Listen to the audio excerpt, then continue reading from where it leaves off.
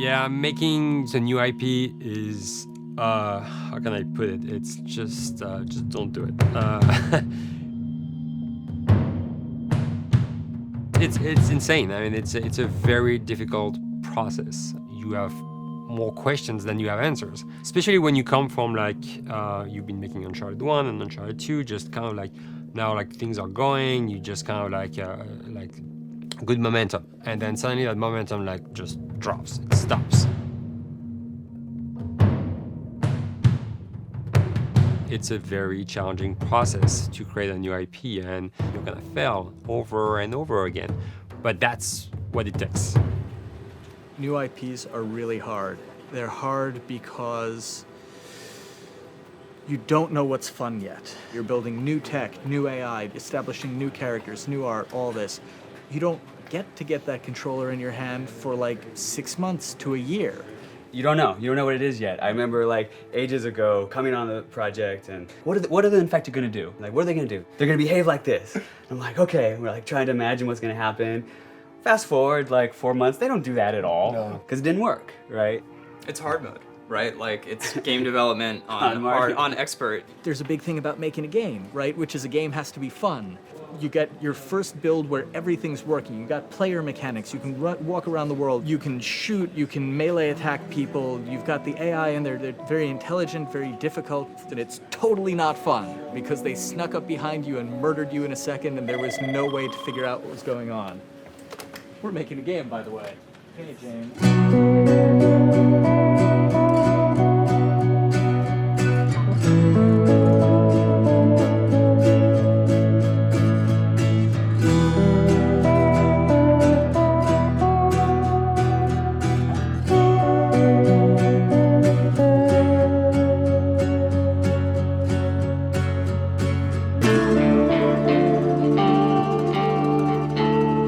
The company has grown quite a bit since I started. I think I was the 12th employee or something back when we got started, but we've tried to stay true to those smaller studio roots. I've been here for 16 years. There's just no reason to leave. I just like the environment here. It's very non-corporate. I think the way we work on Naughty Dog is kind of special because we don't really like hierarchy or bureaucracy, and no one is really just a manager here. Naughty Dog has a very flat structure. We pretty much all report to the co-presidents and the game directors. I always tell people when we hire them, just like, my job is going to be able to trust you, and that's what I want. I want just to give you something and you go with it, and I know it's gonna get done. We believe in iteration, we believe in collaboration, and we believe in the people making the game working directly with each other. When we have designers and artists, animators all mixed up, anybody that's working on the same tasks, the same characters, the same areas, put them next to each other so they can communicate a lot better. We don't have a lot of meetings because if you need something to get done, you just walk over and you talk, and then you go back to your desk and you finish it up. And I really like that. I like when I just walk in the office and I see just designers talking with the programmers or programmers over the animators and talking to them. I think that's when really the magic happens. Naughty Dog, we really try to cultivate a culture where anybody can criticize anybody else's work. And we encourage people to be blunt about it and not try to sugarcoat it too much. It takes too long to be nice sometimes.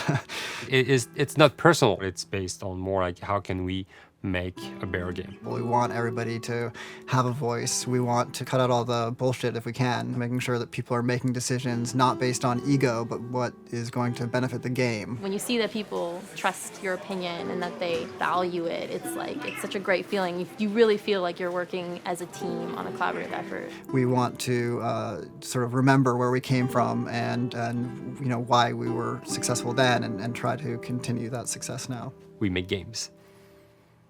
That's what we like to do. Back when Uncharted 2 wrapped up and we decided that we were going to build this second team and create a new project, we kicked around a lot of ideas. One of the very earliest ideas was to go back to Jak and Daxter. It's really near and dear to us. We really love those characters in that universe, and we think that, there are some interesting stories still to be told there. We started to realize that it was not going to do justice to the franchise that the fans had fallen in love with. It would be shifting it so far in a new direction that we felt that effort would be more justified in developing a new IP. Neil and Bruce came to Christoph and I and said they wanted to do a post-apocalyptic game. I think the core essence of what they wanted to do, though, was to try to tell a story about two people and how their relationship evolves over the course of the entire game. That potential, oh wow, there is something very special about that game.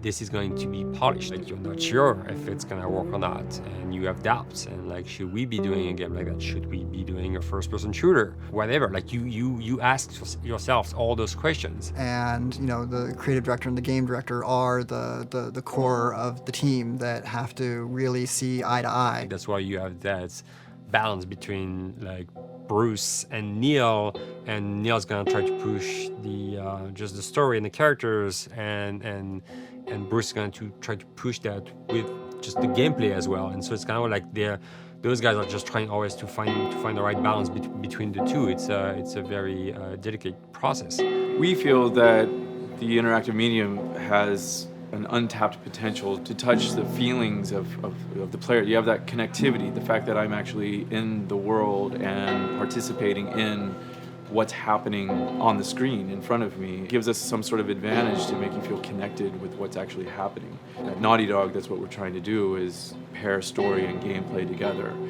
If we can make you feel like you're actually with these characters on that journey, and you're invested in those stories and those characters, then you're feeling, in theory, the same thing that they're feeling.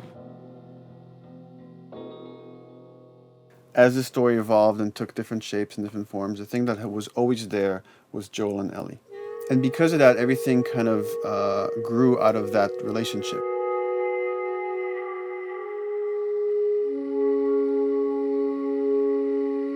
We've seen kind of that role of the anti-hero change, especially over the last 3 to 5 years, to where before it was like, the thick-neck mercenary kind of guy. For this game specifically, for this story, we needed something new.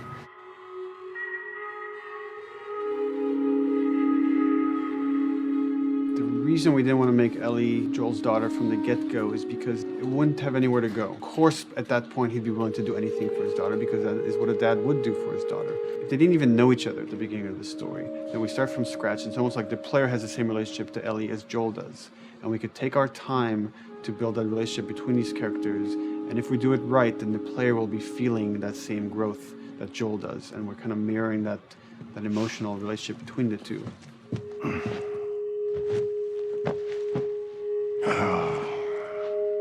What are you doing? Killing time. Well, what am I supposed to do? I am sure you will figure that out.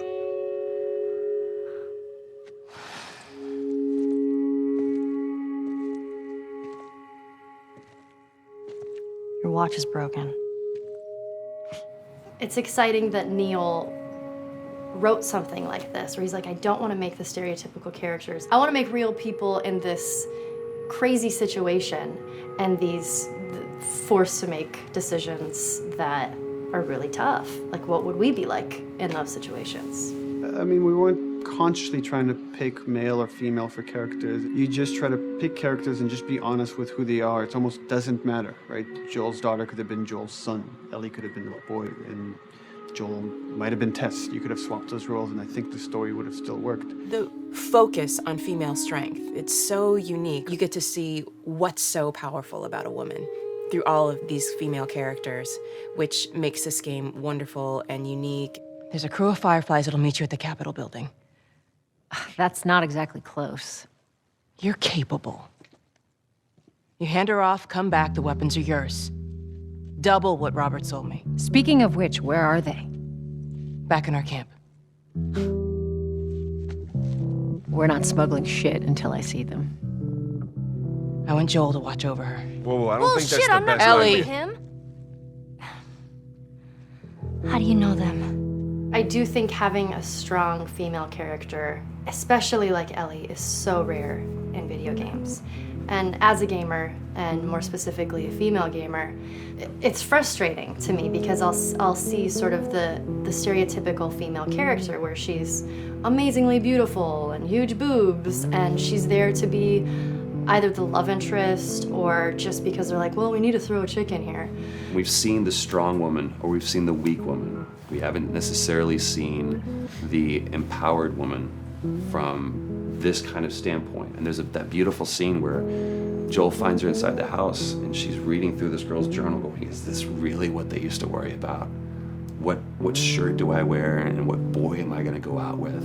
You know, and to be met with those first world problems that we deal with every day and go, how trivial is all of this? I think it's gonna resonate a lot, not just with, you know, a female audience, but with a male audience as well. The thing that was intriguing to me after the fact is knowing that we're kind of creating a female action hero in a way, and this is her origin story with Ellie.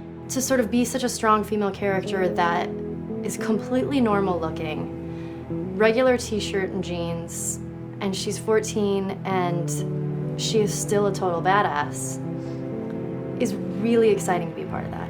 There's so few non-sexualized women in video games, especially in the main role, that we were kind of proud that we were creating one. It's very complex, and without the players knowing it, she becomes the protagonist by the end of the story. And that's why she's in the front of the box, and that's why we've been promoting the two of them together so much. Who's there? It is a dual protagonist game, and yeah, I guess I get nervous to think about it in that way.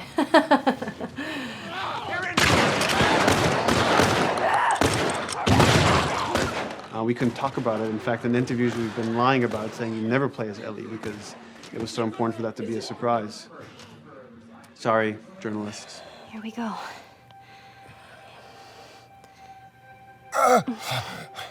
Sorry. Hold on. That's it. The tone of the game was set pretty early on that we knew that we wanted to make a really grounded story. We knew that we wanted to make the player feel the sense of tension and dread and go through the same emotional roller coaster that Joel and Ellie were going through. One of the things we kind of struggled with is to say, well, if we want to really ground this world and make it so like realistic, maybe we shouldn't have anything that could be perceived as a monster. Maybe like by just having an infection that just killed people, and it's all about humans and how they deal with this post-apocalyptic society and how different people decide to survive. Maybe that would be enough. And what we realize is because we're making an action game, a lot of the storytelling happens on the joystick. And once we remove the infected, it's like all of a sudden now we can't tell the story through gameplay of what happened to the world. And that's where we kind of went back and kind of brought the infected back in, because it lets you see, once you're fighting them, the threat that people had to deal with that otherwise would just be very cerebral and people could talk about it, but you couldn't necessarily experience it yourself. In a novel, that might work. In a game for us, specifically an action game, it didn't work. And from there, when we start kicking around those ideas, and we're just like, what would be cool just to play?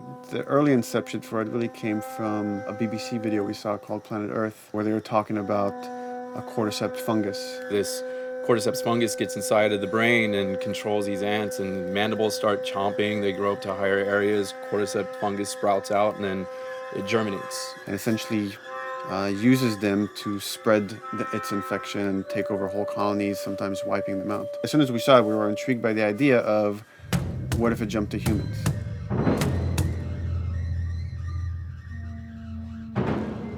So what would happen? How would people react? What would happen to society? As we're trying to develop the look of the infected, we went through so many different iterations, some that looked really alien and subhuman, some that looked just essentially like zombies, and we couldn't find like an original place for them. But one of our artists just did this kind of photo mashup where he took a bunch of images of diseases or images of fungal overgrowth, and he kind of mashed it all together and he threw it on this person. It was a very iterative process, making sure that the fungus felt properly integrated, like it was part of the body, growing out of the body. And not just fungus growing in the head, but it's tearing the face apart, cleft down the middle, this gaping maw of a mouth with the crooked teeth. And it's in great agony as its humanity and its brain is still somewhat functioning. Maybe you still have some human cognitive abilities of thought process back here. This isn't some decaying corpse on the ground. This is a living thing that's going to be coming after you in the world. The fungus is always the focal point. So you can see from a distance, oh, this guy's infected. I can tell straight away. In fungus, they have these beautiful saturated colors, and we really like that conscious of this something so horrific that it's going to like stop at nothing. It's relentless force of death, and yet elements of it are beautiful. It's not just about gore. It's not just about everything about it being scary, because to us it's actually scarier when things on it are somewhat benign or somewhat beautiful. It was evident that we were onto something that was quite a bit different and something that we hadn't really seen before, which was eerily human but very disturbing. And it seemed so creepy and so unique that right away we gravitated towards it, and it's like, this is our base infected. Everything should kind of come out of this look.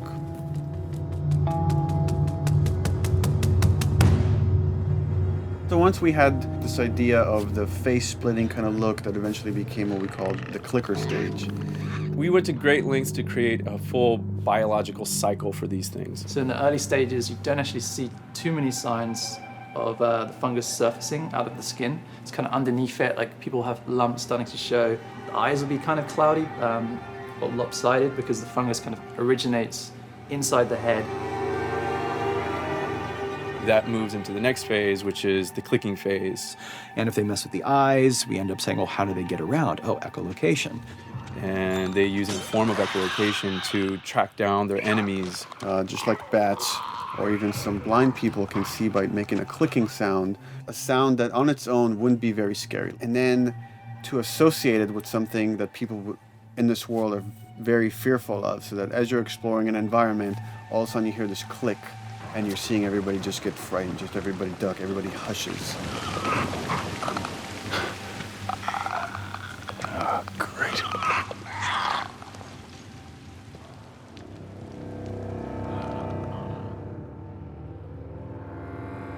The bloater is the most severe of the stages.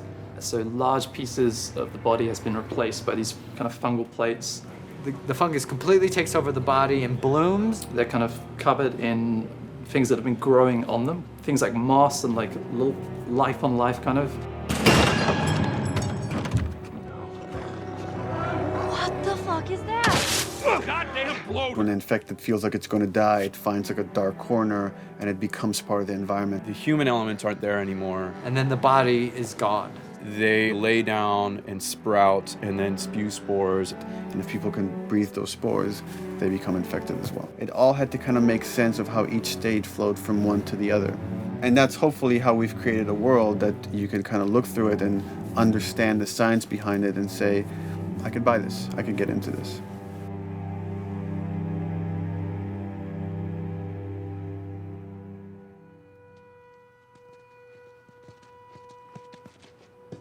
Mandatory evacuation. Evacuate to where? What do you think? Quarantine zone. See, some places got a heads up before the infection showed up. Most didn't. Over the course of Joel and Ellie's journey through this game across America, you find all these different societies, all these different enclaves, and you get to see how do they deal with the infected. Without the manifestation of this infection, you can't have these people making those interesting choices.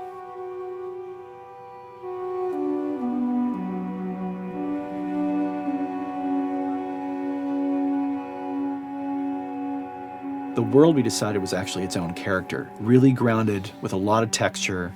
What happens, after 20 years of the fall of man, when no one's taking care of anything.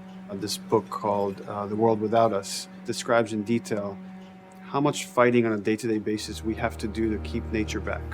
And once you stop doing that, how quickly nature can reclaim that. As they talk about New York and how every day they pump water out of the subway system. That system breaks down. Within 2 days, a whole city is flooded. And once water gets introduced, then structures collapse pretty quickly. Trees will sprout, and wind will carry those seeds over, and gutters get clogged. And then when it rains, water fills up, and then pretty soon you have vegetation growing over there. And once you have vegetation, concrete breaks pretty easily for when there's a tree and roots breaking through that. Even some of the stuff we did on Uncharted, exploration of how temples were ruined. What if you took those ideas and put them in Pittsburgh or Boston? And obviously right when that happened, you can imagine that being pretty terrible to look at. But you think about 20 years later, and with rainwater filling up those sinkholes and then those becoming like little marshes with lily pads in them. We had this wonderful piece of concept art we developed really early on, and there are all of these wild animals that have escaped from a zoo and over the past 20 years have bred, and now they have herds roaming these cities. And that's something that tells you that life goes on and this world is worth saving.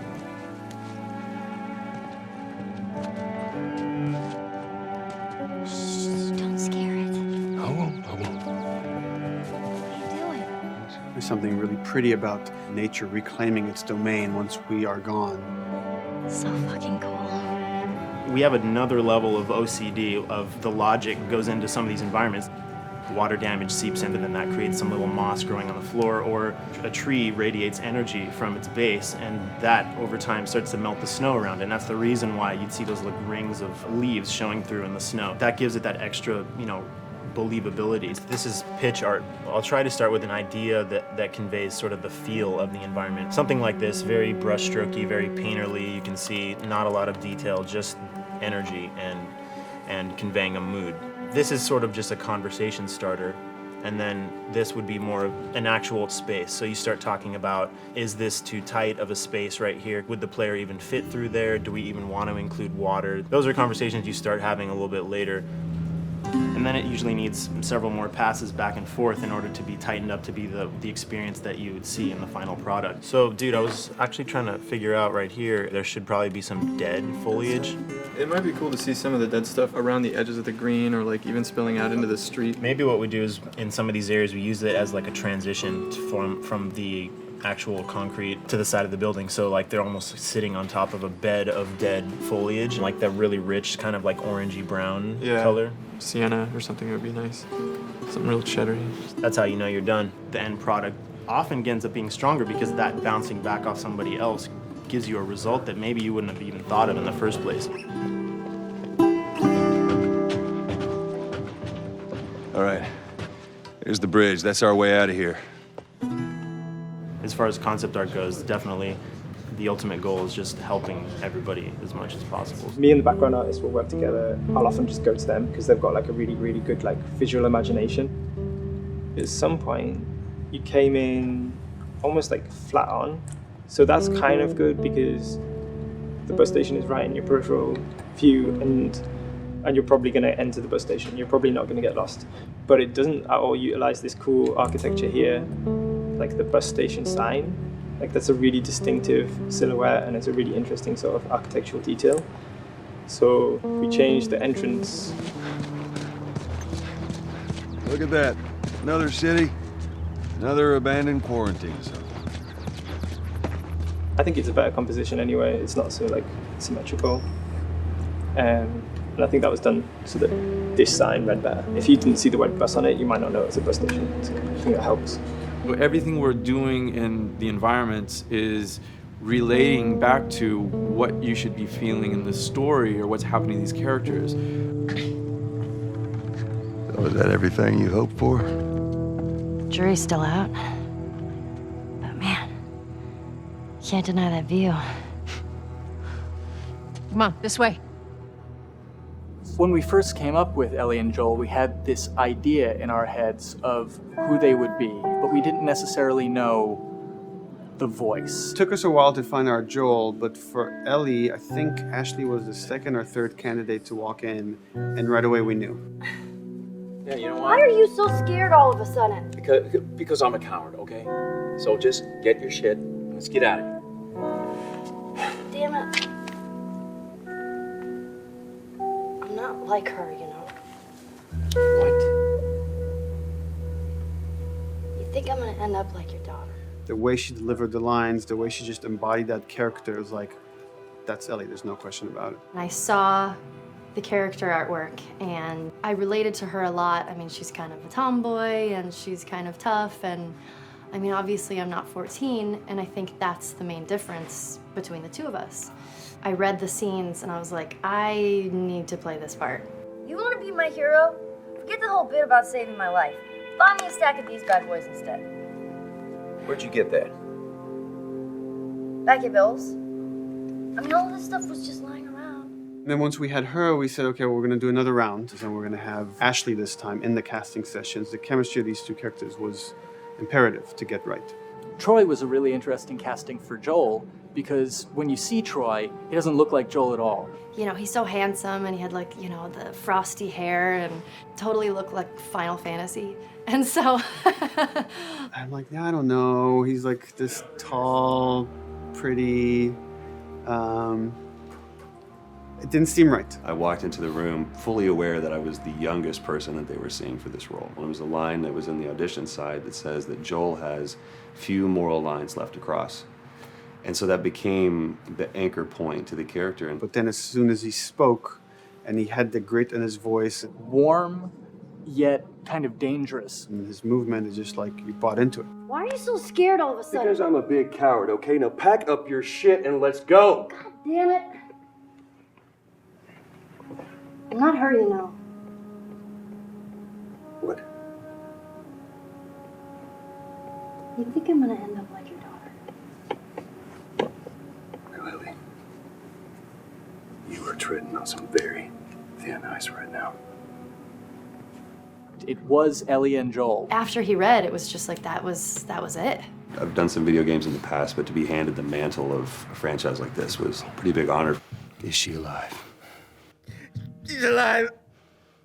She's David's newest pet. Ah! Where? In the town. She's in the town. You mark it on the map. It better be the same exact spot your buddy points to. Neil pulled me aside one day, and he said, I have some ideas. And as you're well aware, Neil is a little twisted.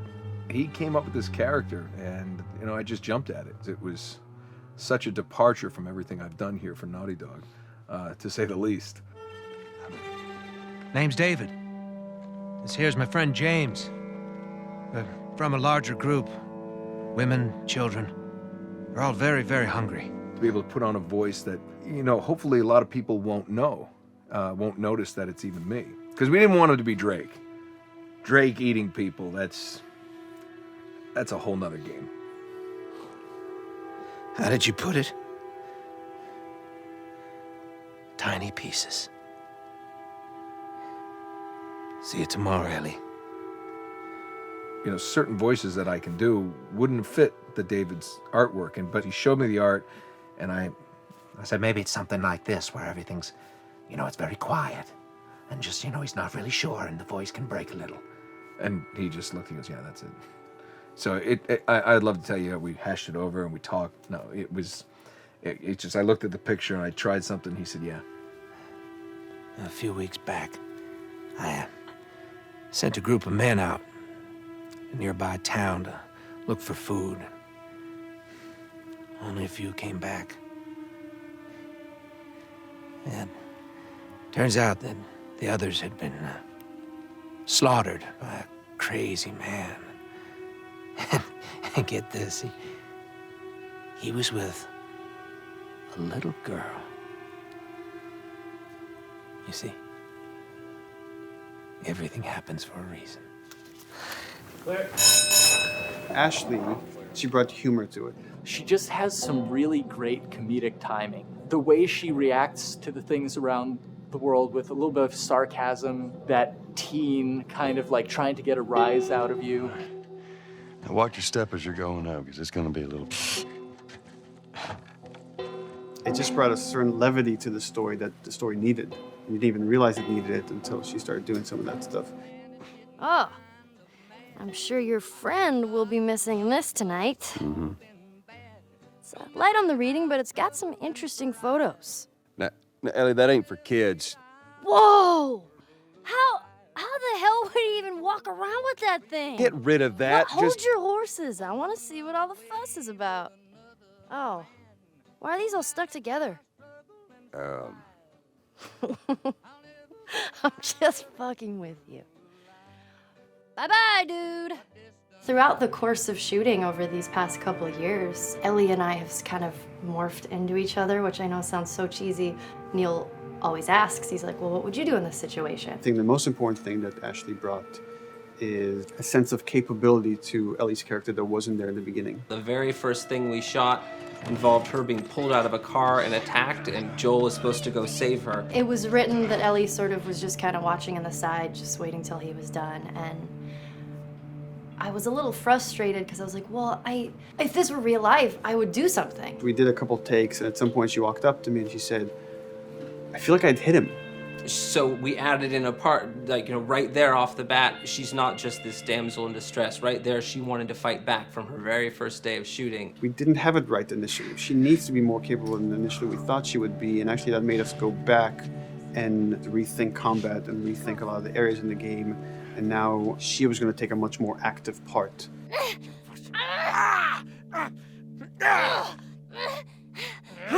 Anything that requires, a lot of body movement, we do with the actors on the mocap stage. And we try as much as possible to use our actual principal actors, use their body motion as well as their voice. We capture it all at once there on the stage. Having the actors perform as well as being recorded at the same time was imperative to get an accurate performance. Because every time you split up the performance in any way, you lose some of that magic where they did a gesture or they delivered the line a certain way.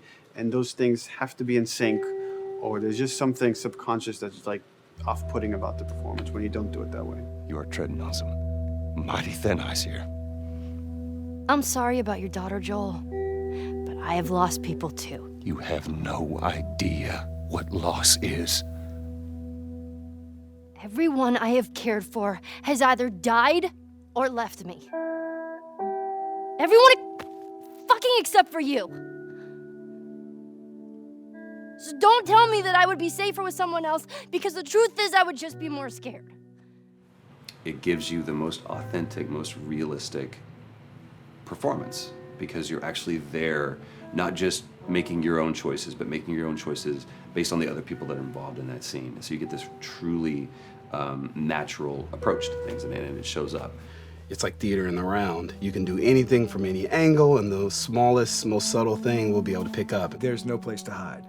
So you have to be as prepared as possible, because you have no idea which moments they're going to use. There are these little improv moments and, little nuances that you get that probably isn't scripted, that just comes out of play, while they're performing. That mistake that is just blossomed into a really good idea. Did we improv on The Last of Us? Yes. Yes, we did. Doing this was a whole lot like being 5 playing in the backyard with a stick, and this is my machine gun, and and a pine cone is my hand grenade. It's all your imagination. I'm doing the exact same shit that I did 45 years ago. I just get paid for it now. We square. We're square. And get the fuck out of my town. I don't do a lot of voiceover work, so for me, it was nice to be able to work off of your other actors. I can't imagine it working any other way. I'd never done mocap before. I didn't know what to expect. The suits were crazy. Yeah, the suit gave me wedgies. Like, deep wedgies that I had to pick out with my middle finger. Too much information. Just how damn sexy I look in a motion capture suit. I look like 10-pound of sausage in a 5-pound casing in that thing, man. Once you get past the fact that like everybody else and you look like weird clown people with these little dots and stuff, once you like give over to that, it really was pretty easy to make it just feel like you're in the moment and in the scene. Everyone that was on this is a slam dunk. This isn't just another gig to them. And that creates a really cool energy for people to really start experimenting and playing jazz. Floor is yours. And action.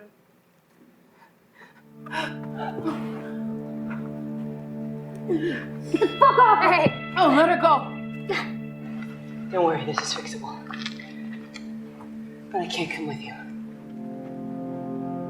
Well, then I'm staying. Ellie, I want Joel to watch over her. Oh, no. Bullshit, I Ellie! This has gone too. I could just take her to the North Tunnel and wait for me there. Jesus Christ. Just cargo, Joel.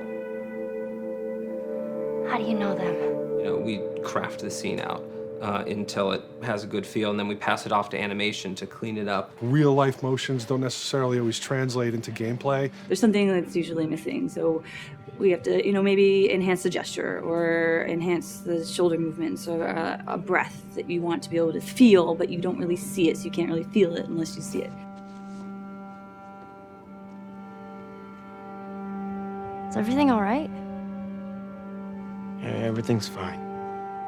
I could have him lean in here a little bit more, like this, take his hand down. When they're on stage, they don't necessarily have windows, you know, so that weight of like really pushing and leaning in, it's something that we would have to accentuate.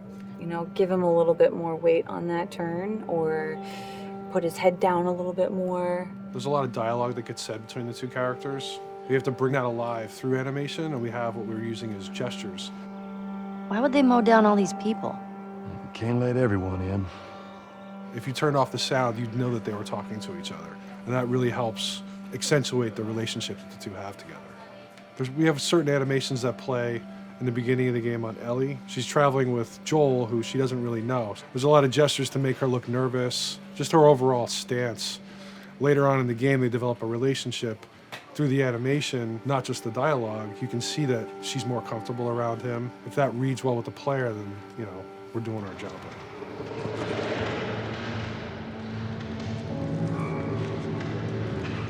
We want her to look scared. When she gets a gun, we want her to look scared of the gun. So if she's gonna aim, she wouldn't be like super trained aim. She would be more like some scared. But at the same time, it needs to look cool and feel cool to the player that plays. It's really just these little tiny details that we're doing, and it's coming across. It's working out well. We don't do facial capture, we don't track eye movements on stage, it's just the motion capture data. Everything that you see on the faces is hand keyed. As you can see, this is all of her mocap data. And so when I'm doing something like this, I go back and forth to the performance that she was giving, and I watch just this section over and over and over again. So this is our default face. I can make everything super extreme and make her all squinty and angry, turn her frown down. I can open her mouth, stick her tongue out. It's listen, watch. Okay, where's her mouth at this point? Like, is it open? Is she making like a grimace? About Tess. I don't even know. Here's how this thing's gonna play out. You don't bring up Tess. Ever. Matter of fact, we just keep our histories to ourselves. We shoot all of it to just get the body motion, and then we'll do a second pass with the cameras. The scene's playing back on an overhead projector, but it's also playing back on a monitor that's attached to my rig. Sean and I would go to the stage and motion capture the camera filming the scene, and so he would get a whole wide shot, a whole close-up for the whole scene. You know, you can change your lenses, you can use your standard 35, 85, 50s, whatever, all that sort of live action camera cinematography, you can apply it on stage. We make sure to go back in and add flaws. We keep the confinements of the room so the camera can't go past a certain wall, because then we have this cheated perspective. If the cameraman bumps into the wall, we keep it. You know, missing focus hits when you're pulling focus, going too close to a character and reframing, those little moments in there kind of keeps it very cinema verite. If everything was too perfect, you wouldn't be able to put your finger on it, but you'd be able to feel it. It would just feel off. It's very much about grounding it, despite having, you know, the option to do whatever we want. Being able to place the cameras anywhere we want after the motion capture gives us both advantages and disadvantages. The biggest advantage is it means that we just have to nail the best performances we can get, and the luxury is that we can always swap it. The 3D world gives you limitless opportunities with cameras and movements, exposures, all that stuff. Most of these cameras are sort of set up like real world cameras. So we have lens, we have f-stop that will create the depth of field. We have aperture to, you know, set our film back and all that stuff. A master, and then I have my close-ups, my over the shoulders, sort of just like a live action production. Let's go to camera 30 at the 23.458. Then I get that kind of weird, you know, bend across his back. The closer I bring the camera, the more bend I get, which is, you know, doesn't look right. It looks less cinematic than if I do that, which flattens the whole thing. And I'm trying to also catch Ellie. Like if you scrub a little more, catch her in the back here. So I want a longer lens of that kind of stuff. Since I've only had experience working with live action before I got into video games, it was a kind of a cool adjustment to be able to have this extra flexibility in post, to swap a line of dialogue for something different, even though that's not what the actors said at that time, and to be able to still have a close-up on them while they said it. You get to make it probably more perfect than you could ever make it in live action. How far are we gonna take As far as it needs to go. Where was this lab of theirs? Because our actors are both the voice and their body, they get to play, they get to try things, they get to work with our director to kind of come up with new ideas, or even our director will have a new idea on the spot that wasn't there in the script, but realizing when he sees it, oh, well, this would actually be better, this might feel better. And those changes all just happen organically there on the set. He could even lead straight into his thing. It's like, no shit, yep, Ty, we wanted to do this. We rented 2 Harleys and drove cross country. Keep it pretty succinct. Like we got the bikes, rode them cross country. Cool. It's shocking to me that this is Neil's first time directing. There was a specific tone and a specific approach that Neil and Bruce wanted to take with this. It just came down to there's nobody who knows this story better than you, and then there's nobody that knows these characters better than you. Why don't you just do this? He and I actually had a conversation about it. He says, I think I'm going to try this myself, and I'm not sure. Neil was fantastic. The floor is yours.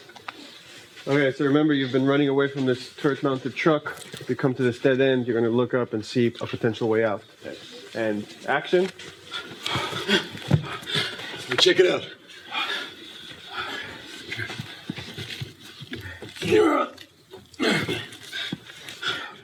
I mean, his writing is honest, and it's dangerous, and it's natural. And I love his economy of words. He doesn't hit everything on the nose, so it leaves it open for you to interpret and bring some nuances and things like that. The entire process is collaborative, but really it's led by Neil's willingness to change and flow and decide something doesn't work, fix it right there in the moment. And it is something that's very foreign to the way that TV and film is done now, where everything has been micromanaged by the time you get it to the table read, and no one wants you to change anything, and everything's very precious and has been rewritten with notes from 20 people in suits, and you can't do that just anywhere in entertainment these days. Yeah, I want to make sure. I think I swung too far over to this way, and now it's a little bit of making jokes about it, and I need to bring it back to center a little bit. There's one scene in the game where we see Joel not as a ruthless survivor, but as a father. I knew from the very beginning that he was going to lose his daughter. And I just told Neil, I was like, when that day comes for us to shoot that, I need a heads up. About a week before, he said, it's time. We're going to do that scene. I was like, okay. Because I knew that I was going to have to go to this place that you don't really want to go to as an actor. You want to find some aspect of reality that you can empathetically draw from, Troy and I were both kind of just like walking around for a while and just kind of getting into the zone. And well, my grandpa died when I was 8. He was like my dad, and so that's always what I use to get into that place. I started recalling all those memories and starting pulling up all those feelings, and they're just right underneath the surface. When I walked back in, everyone realized that something was different. They kind of calmed down, You could feel the energy just drop a little bit more. It was brutal. I lose my shit. I mean, just completely break down. Don't do this, please, God, no. Oh, God, no.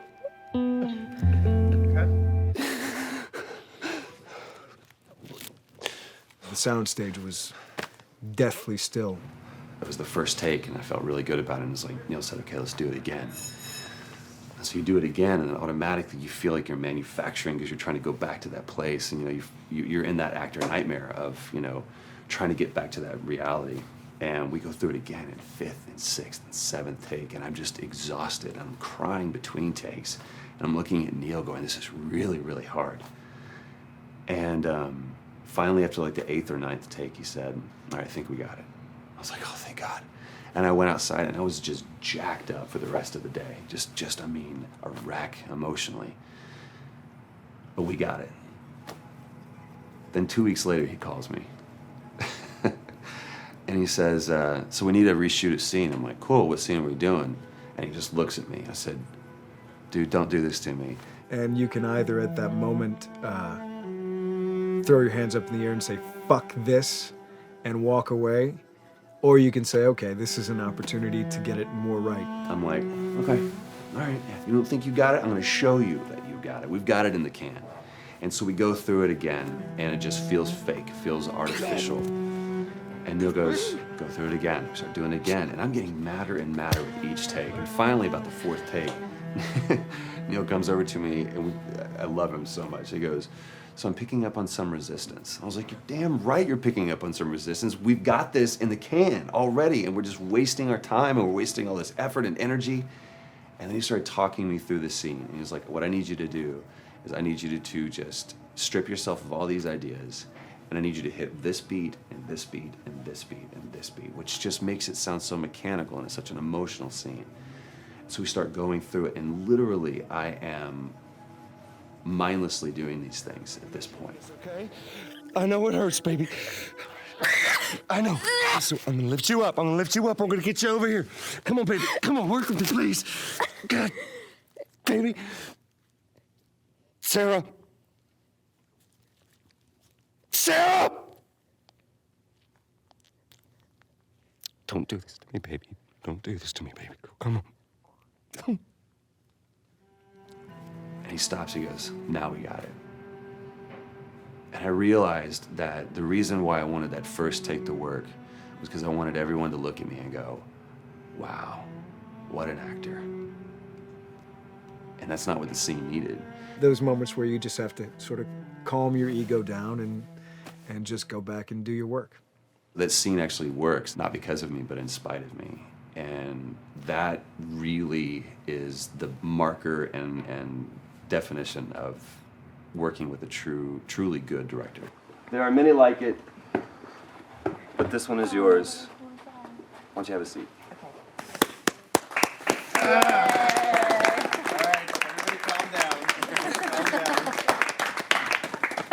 Thanks, guys. It's the director's chair.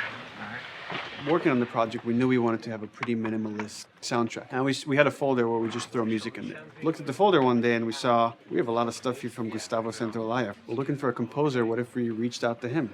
Oh, no. Sarah. Move your hands, baby. I know, baby, I know. Listen to me, I know this one. You're gonna be okay, baby. Stay with me. I want to pick you up. I know, baby. I know it hurts. Come on, baby. Please. I know, baby. I know. Sarah. Baby.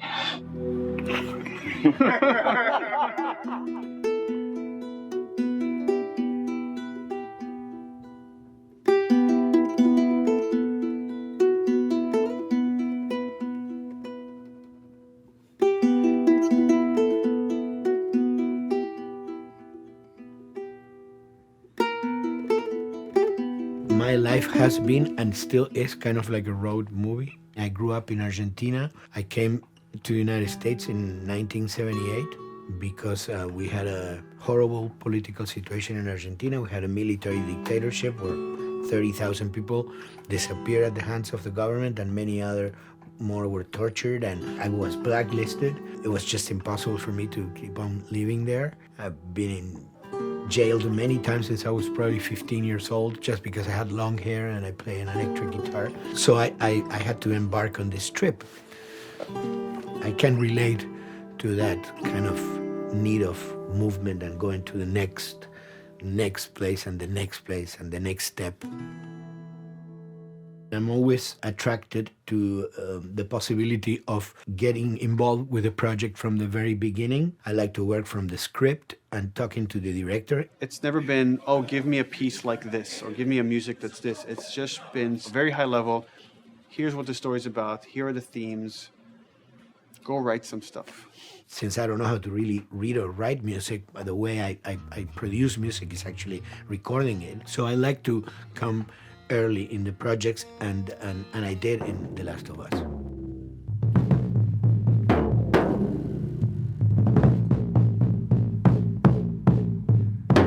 one thing that was fantastic from the very, very beginning was the freedom I had to try and to do whatever I felt could work, you know?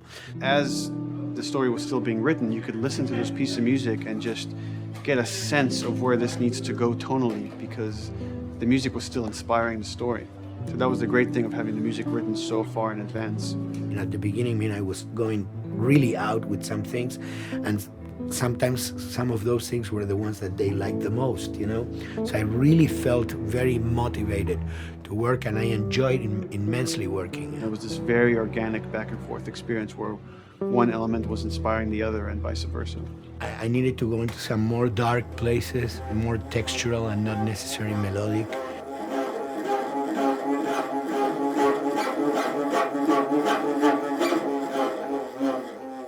I'm always trying to sort of push myself into playing instruments that I don't know how to play. There's an element of danger and innocence. Lennon once said, you know, give me a tuba and I will be able to do something. I'm an artist. I should be able to do something. I like to put myself in that situation.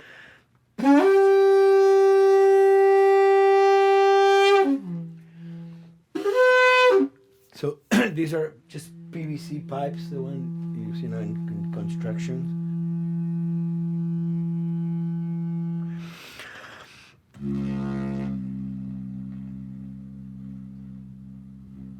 Or instruments that I know, kind of twist them. From the concept of the prepared piano, you know, I mean, I've worked with prepared guitar to stick things into the guitar and things like that. And also in The Last of Us in particular, I work with a detuned guitar. So I really tune the guitar extremely low. And the result is, you know, strings that are very loose and will produce not only sound, but produce noise. Because I believe, you know, every environment has its own sound. We have in our, you know, small studio, we have actually the possibility to record almost anywhere, including the bathroom. And we have done some fabulous recording, especially in the kitchen. When you score to picture, which is something that I don't do, then you know what you're gonna expect. But when you provide people with music, like I've done in all the films that I've done, and then you see it, how the director decided to use that, you know, in what particular way he uses or where they edit it. It's always fascinating to me. I watch a scene and I'm going, you know, it's fantastic how they use this piece. I would have never, of all the music that I've done, probably I would have never used this piece there, but it works, you know, great. So I like that feeling of collaboration.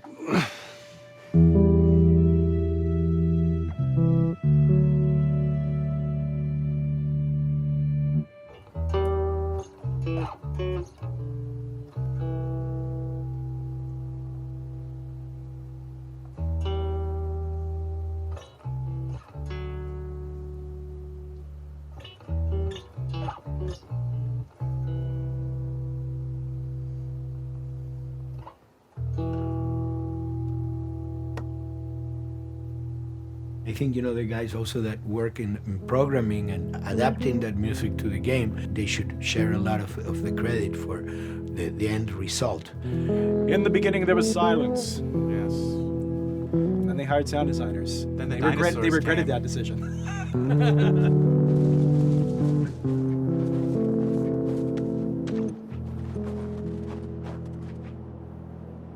Hold it steady.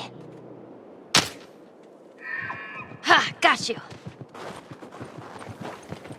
In a much quieter environment like that, we really had to fill out the soundscape with much more natural sounds, much more detailed, delicate sounds. The tension comes from the lack of sound, in a way. Your brain is thrown off because we're expected to hear buses and crowds. All of a sudden I hear wind and leaves rustling. Again, it's creepy and beautiful at the same time because it's almost like I'm going on a hike, but I'm in a downtown area.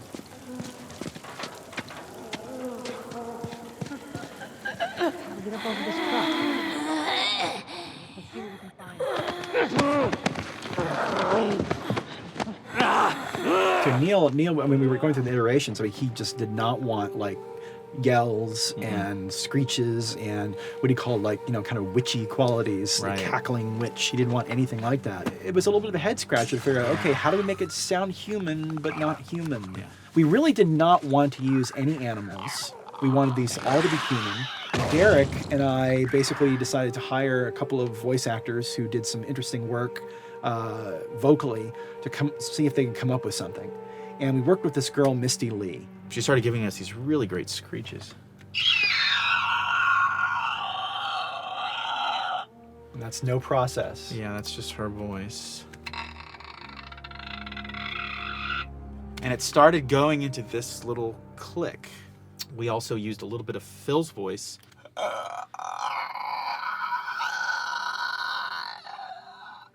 We'd combine that also with an occasional, Derek. That's just me, moving my tongue. And what that kind of did was it sort of grounded it all, like maybe in the mouth area, the wetness, all that kind of stuff. And it adds a nice texture, actually. This is a composite of all the bits I just told you about.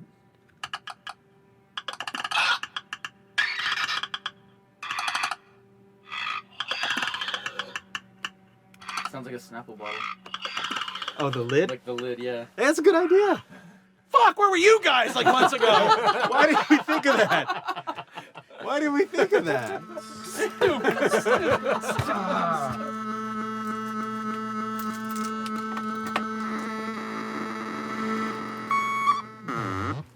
Viewers at home, you're probably wondering what this is.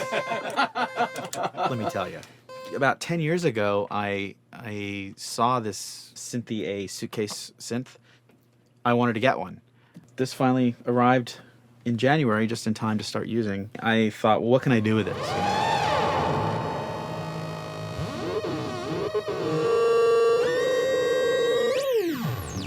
In Lakeside, there's a whiteout that happens, and this thing has a noise generator, which gives really convincing wind sound.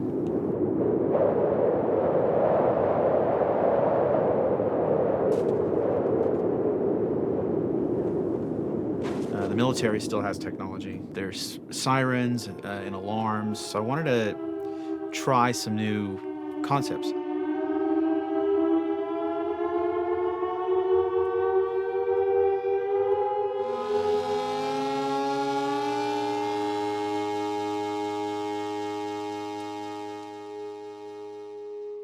Man, What? nothing. It's just... I've never seen anything like this, that's all. You mean the woods? Yeah. Never walked through the woods. It's kind of cool.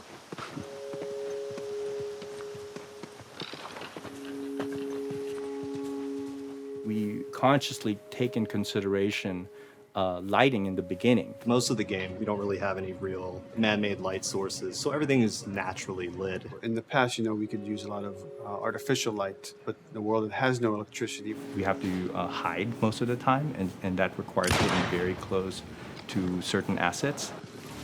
Just stay back.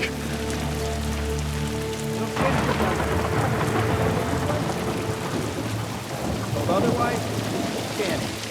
Detail's expensive, and if you build up too much of it, you end up running into technical problems, right? Your engine slows down. When the frame rate goes down, everyone can bring up the profiling tools and see which parts of the frame actually cause the drop of the frame rate.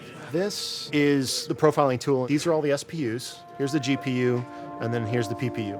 You can see here's the main process and here's all the sub-processes, and you can see, tells you how many milliseconds and cycles it's taking. The programmers are whiz at modifying this stuff and realizing, oh my God, why is this thing so big? We're taking 10 milliseconds on this thing. And then that's when they come over and find somebody and hit them over the head with a club and be like, why are you doing this? I love, we put the 30 frames per second goal because that's what we shoot for. Someone nicely put the 60 frames per second goal. It's like, yeah, we're not gonna hit that. Lighters usually can come up with different lighting setup that still looks great, but is less costly in terms of performance. Did you talk to the character artist about her hand? So her face is getting a lot of spec, but then her arm is just bone dry. You think something we can tweak in shader? We'll have to send back to character team Michael to take a look. I can play with the lights and see if that's creates more spec. Yeah. I've never ever focused so much on lighting and how much sensitivity there is to that here. One of the first lighting scenarios I had to do was like 7 a.m. like overcast. And I'd like wake up early and like take photos with my phone. What color are the shadows, what color is the light? It is a master's course unto itself of how to deal with ambient lighting because I've never had to use it so much. Man, this is kind of sad. What is? All this music that's just sitting here. No one's around to listen to it. I don't know. It doesn't seem right. All the characters cast soft shadows onto, or no direct light sources. We still have nice fuzzy shadows. When you're walking down the hallway and you see your soft shadow goes along with you projecting on the wall on the environment, that make everything look real.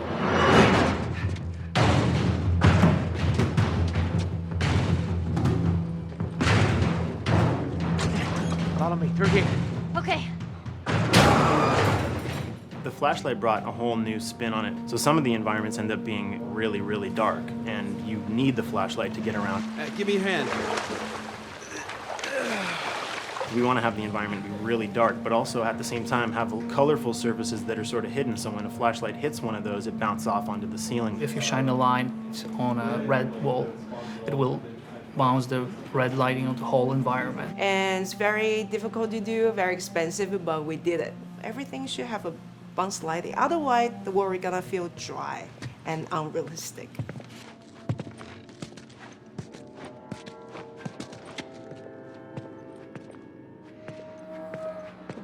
I guess this is where the assholes sleep. I mean, slept. This engine is really driven in a way towards a very high level of cinematic control over each frame. And hopefully, if we achieve our goal, you'll see it is beautiful. There are these truly beautiful moments amid all this chaos and destruction. Yeah, once we're done with this whole thing, I can teach you how to play guitar. What do you say, huh? Ellie, come on.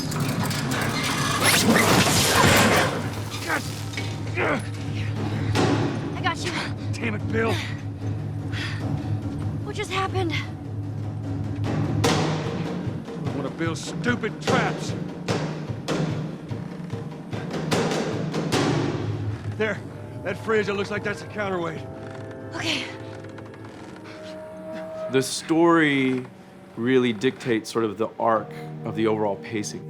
Storytelling would always want to be subtle. They would always want to keep the world grounded in reality. But gameplay has requirements where the player needs to see this thing. The player needs to immediately know that the enemy is attacking, that this room is dangerous, that this room is a puzzle that you have to solve. What are the things that we can do on the joystick to make you feel the same way that these characters are going to feel when we get to this next pinch point in the story? There's a turn in a scene that we need these characters to take, and we need you to feel it or understand that, and that means you have to play it.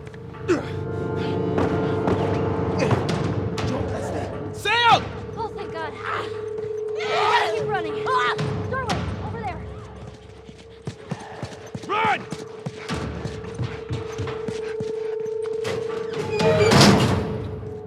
We really want to make sure that there's that contrast between the negative space and then the high tension spikes.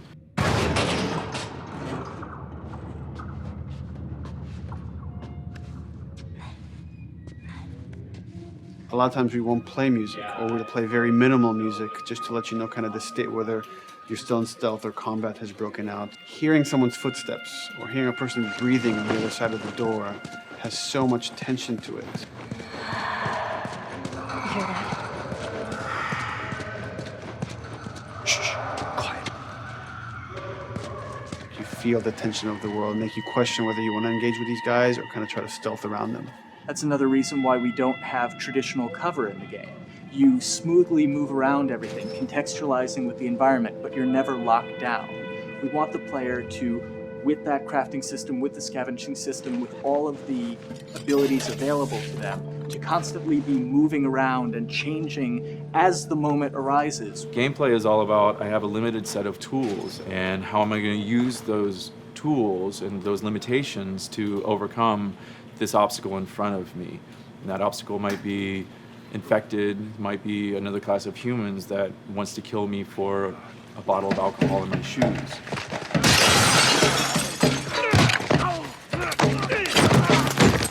It was important for us that we don't underplay the violence because then the threat doesn't seem as real.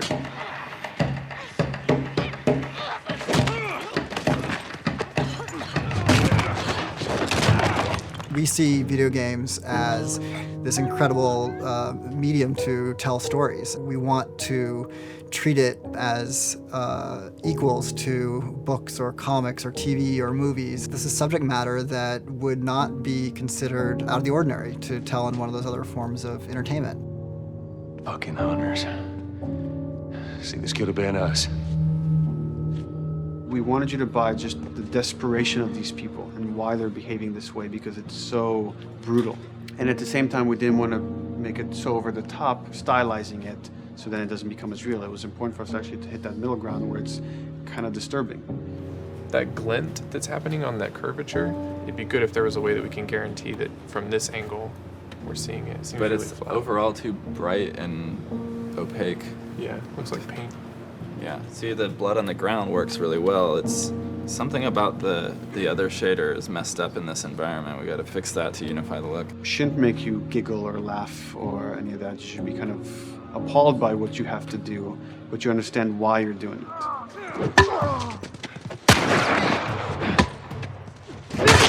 You want to feel each hit. You want to feel each concussive strike. Lives are at stake. You want a death animation to have impactful performance, not just have a guy keel over in a ragdoll. In real life, a guy hitting a guy takes a half a second, but in the game world, you want that to be as instantaneous as possible. I lived my whole life in this very ugly test level. I basically just fight dudes in here all the time.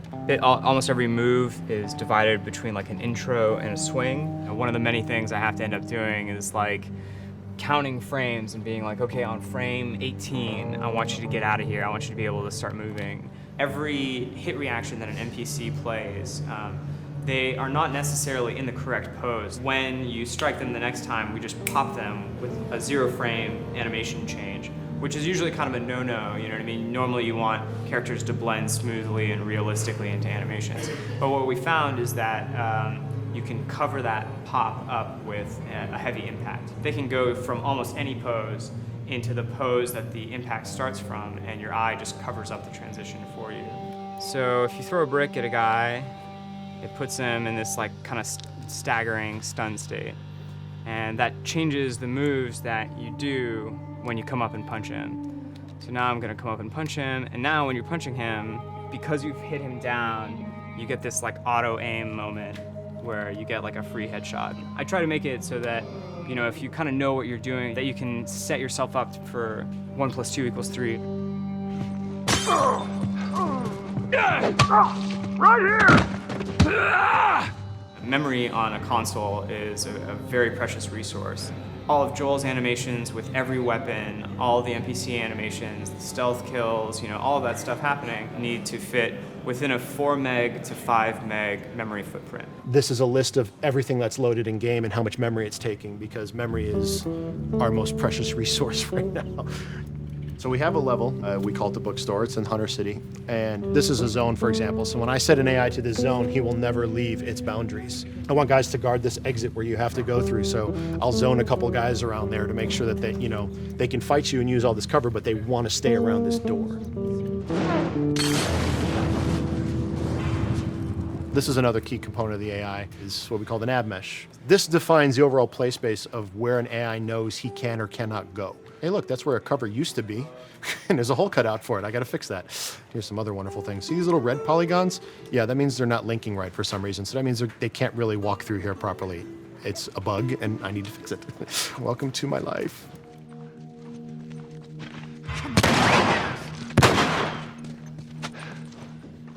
Hey!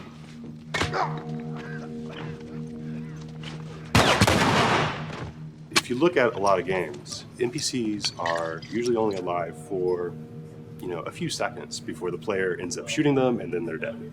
We want our guys to be much more dangerous and much more threatening, which means they have to be alive for longer. They need to exist in the world for longer, which means you as the player can witness them acting out their behaviors for longer.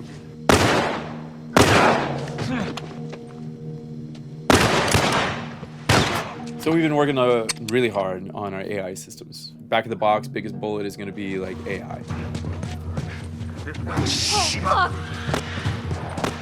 So we tried a number of different prototypes with the buddies, including having Ellie be super independent of you. She would try to flank the enemies, get behind them, or get between you and them. And a lot of times those decisions should surprise you, just like a real person, a real character would surprise you. And we discovered after many different prototypes, the best thing for her to do generally is to stay very near you. You need the exploration, you need the scavenging, you need something to say like, okay, if we just crank it to 11 the whole time, then it's pinned up there and there's no time to breathe, no time to assess or analyze, and no time to really contrast. There's no way of shifting the pacing.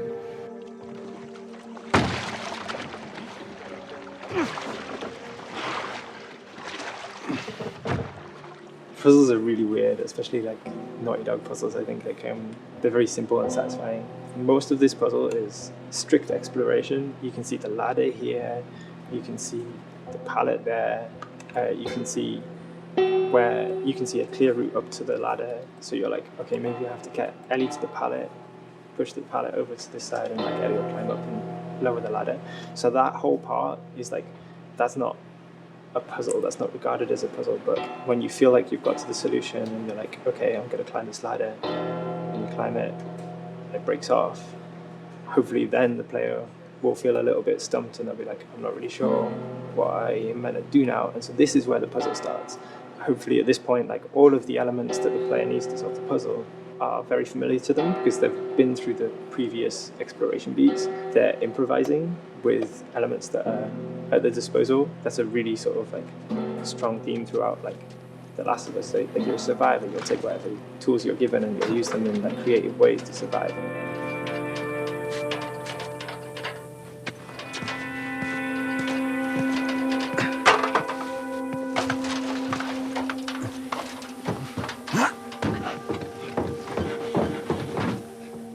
We set out to create something kind of new to Naughty Dog, this crafting system. Our lead designer, Jacob Minkoff, he got this book of like the survivalist handbook and homemade munitions and all sorts of funny stuff. Just start reading about, okay, if I was just wandering around in a collapsed society, this world, what stuff that seems like I could find? Alcohol and sugar, you know, if you want to make a smoke bomb. It's difficult to balance the right amount of resources against what you think the player's going to need and making sure that the player feels like they're getting just enough to survive, but not too much that they feel like they're a powerhouse.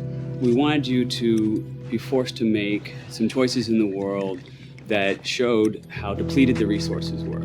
So if there's a particular point in the story where the characters are having a particularly difficult time surviving, then we want you as the player to be finding fewer items, farther apart, harder to survive. We will item starve you at the same time that those characters are feeling starved and worn out.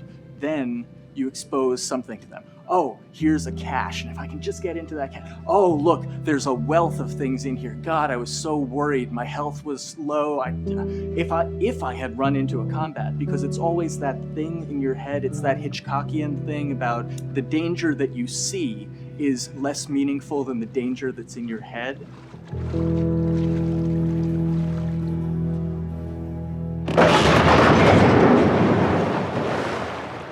When we're designing the levels, you know, it's nice to have the stuff that we know people are going to encounter. You know, we kind of call this some of the critical path stuff. These are the things that 9 out of 10 players are going to find. They're right in the way. It's where you have to go. And then whenever designing a level, you want to have that little nook and cranny, right? You want to reward the player being like, oh, you went over here. And then you also want to have that other second nook and cranny. The player is supposed to go place a ladder here and climb up through the rest of the hotel. But what they can also do is shimmy across this area, and I place a really cool like upgrade kind of off the beaten path to reward players for exploring. So if they come all the way over here, they're gonna get this really cool training manual. It's a funny little bit of trivia. The HUD system, not the menus, not like when you hit start and stuff, but the actual HUD system where you see the reticles and stuff, was literally created for an E3 demo early in Uncharted 1, and that's been our HUD system, the foundation of our HUD system for the last 4 games. First time in Naughty Dog's history, we hired Alex. She's awesome, and she's got a really good understanding of UI and how it applies to games. The thing that I hate about any game's UI is when it pulls you out of the game for too long. No one wants to spend time in menus. Nobody loves UI, if we're being honest. Like, weapon slotting has probably gone through more iterations than any other system. The stuff that we finally ended up implementing, you press select, you get into this menu, then you D-pad left and right through the slots, and then D-pad up and down will change the weapon, and then just, you don't have to press X or anything, you just select out of it. When you're still, like Joel is here, that's fine, but then as soon as you get into an actual situation, so I'm gonna go over here and cause some trouble. Okay, so here they come, oh god. All right, so now I'm out of ammo. Now I need to like get back in that menu. I have to like run away from them, get into the menu, get out of it. And it ends up feeling like super clunky. Like again, okay, I'm out of ammo again. Get out of here. I need to take out one of my other long guns. And now Bill's in trouble. Bill's in trouble over here. And I've got to like I'm in a menu now and it's like, oh shit, whoever designed this UI is so bad. Like, what were they thinking? Bill's gonna die. In theory, it worked, but then in practice, it felt a little clunky. We wanted it to be the absolute minimum amount of button presses. You don't say to yourself, oh, I'm never going to be able to do this in time, so I'm just going to give up. I'll die, I'll restart, let me try again. You want to always make the player feel that there is a way to survive. They can just do this fast enough. And like what's gonna go in now, if you just left, right, D-pad through this stuff, you swap out your guns, like between long gun and short gun. If you're now on this gun and you were to hold X to pick your gun. So it all happens within the same system that you're using to slot the weapons. The first iteration that I did on that was awful. It just took way too long to get in. It was just a mess. QA was so upset at me like all the time. I'm sure they hate me now because of that system.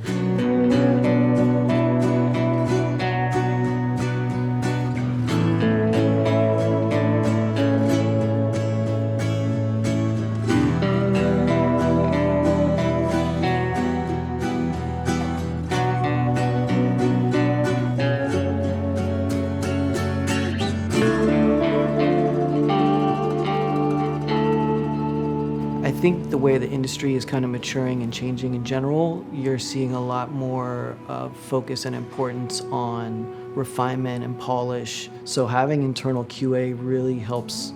The industry is kind of changing from QA being this like tighten up the graphics on level 3 bro kind of vibe to like really being a more technical, mental investigative job. On the publisher side, it's more reactive towards the code being delivered in a stable, controlled environment. Whereas on the developer side, especially at Naughty Dog, we are going beneath the art and the design. We're given enough weight where we can go up to somebody and be like, look, you have to fix this. Why? Come over, I'll show you. That kind of feedback, I would love to be able to say like, that was us, but it gets so diffused throughout the iteration process that you're just kind of like adding your, I guess like genes into the gene pool and then just seeing what happens, you know what I mean?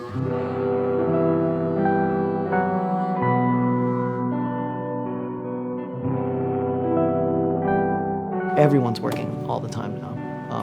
But like I tell people, like 7 weeks and then you can have tons of time off, enjoy the sun, you know? But for now, it's like, this is it for everybody.